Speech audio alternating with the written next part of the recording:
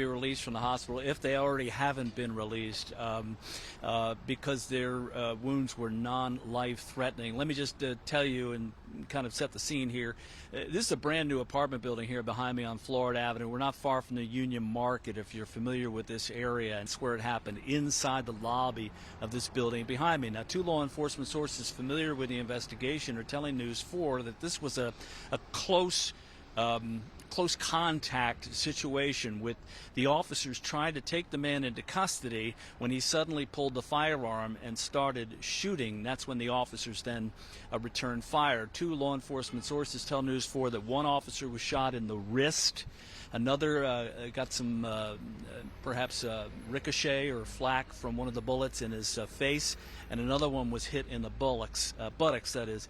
But at this hour, D.C. police say they do not know who this gunman is. Just after 4:30 this morning, police say they got a call for a man with a gun inside the lobby of this apartment building at 320 Florida Avenue Northeast. We received a 911 call advising that there was a man who had discharged his weapon in the lobby of the building. When officers arrived, Chief Pamela Smith says they spotted the gunman getting into the elevator, but were unable to stop him before the doors closed. A few minutes later, the suspect comes out of the elevator and encounters the officers in the lobby. Officers attempt to take the man into custody at that time when he produced a firearm. Chief Smith says as the man began to fire, officers returned fire, killing him. Thankfully, all of our officers are in stable condition. They're talking, and we're so grateful that they survived this unfortunate incident. It's unclear if the gunman lived in the building, but Chief Smith says the on-duty concierge was able to point the man out to officers as he came back out of the elevator. The shooting raises new concerns for the president of the police union, who wonders if the situation would have been different with more officers on the scene.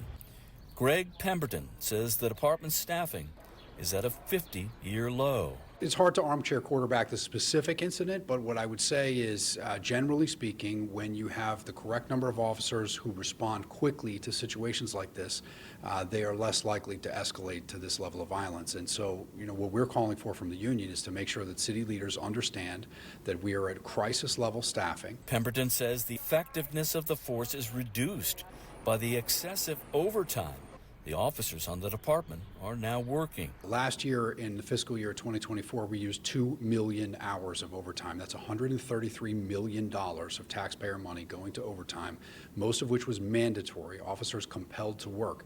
They are trying to get the work of 2 police officers out of every 1 police officer. There are just over 3,200 sworn police officers on the D.C. police force, down from 3,800 just a few years ago. Now, I talked with Chief Smith earlier today, and I asked her about Greg Pemberton's concerns, and she said that every police department in the country is trying to hire officers right now. She acknowledged the number of officers that they are down, but she also says they're trying to cover what's happening in the city and fight crime with the officers they have, with the overtime that they're spending, and using strategic staffing as well as technology to fight crime. That's the latest here from Northeast. Now back into you. All right, Paul Wagner reporting live for us. Paul, thank you. Well, the D.C. officers involved in today's shooting are now part of a troubling trend that's impacting law enforcement all across the country, in fact. The News 4 I-team has been investigating the numbers and the lasting impact of officers shot in the line of duty. Investigative reporter Tracy Wilkins joins us now with more on what the I-team found. Tracy? Yeah, there have been 10 officers shot and injured across the country so far this year, and we are just 13 days into January. That's according to the Gun Violence Archive, an independent data group that tracks shootings. No officers have been killed this year, but out of the 10 injured, there have been 3 who were injured today in D.C. and 2 in that terrorist attack in New Orleans on New Year's Day. Now, just as we're having broader conversations about officer use of force, we found gun violence against officers hit some concerning highs in recent years. Take a look. According to the FBI, 466 officers were assaulted and injured by guns in 2023, a 10-year high. That year, 60 officers were killed in the line of duty, with guns playing a role in 75% of those deaths. And in 2024, 64 officers were killed in the line of duty, with 66% of those killings involving firearms. Here's what D.C. Police Chief Pamela Smith said today about officer safety. This is yet another reminder of the daily dangers that we face every day in our city and across the U.S. I'm very grateful that our officers were able to get through this particular incident without any further injuries.